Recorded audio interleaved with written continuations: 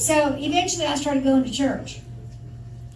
It was just a little country church, nestled in the mountains of Idaho, First Christian Valley. I was about 12 when I started to go. It was made of knotty pine and cinder blocks packed tight, and just like its congregation, that church was lily white. Now you gotta understand before you judge us too much, way up north like that, segregation was just a word to us. In Idaho, there were white people and Indians and maybe a Frenchman or two. It's not that we were prejudiced, we just never saw anybody new. Well, Idaho meant snow as well, and one day deep in December, the drifts were piling higher and higher around the church door, some places 6 feet as I remember. We were settled inside, all cozy, gathered in our pews, and the choir was tuning up, waiting for their cues, and the pastor's wife was trying to coax a hymn from those old yellow keys, and we could hardly hear ourselves whisper over that organ's wheeze. When the church door opened, it released an icy blast. We all looked together to see who was coming in last. Then the church was hushed, and the choir went without a sound. A giant gasp came up from the pews when we looked around.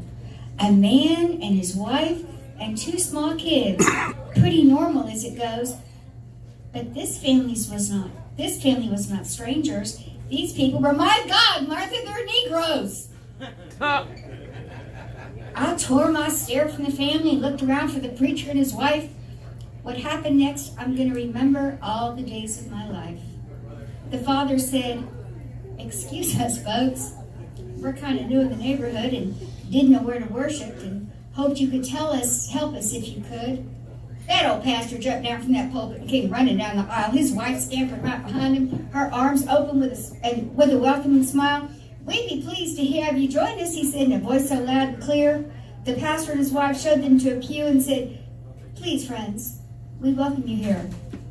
The father said, "Well, we weren't sure whether or not your church accepts integration." The pastor said, "All of us are here by heavenly invitation." The Bible says nothing about the color of salvation. I know my folks will welcome our angels unaware. Now let's bow our head in thankfulness and go to him in prayer. All right.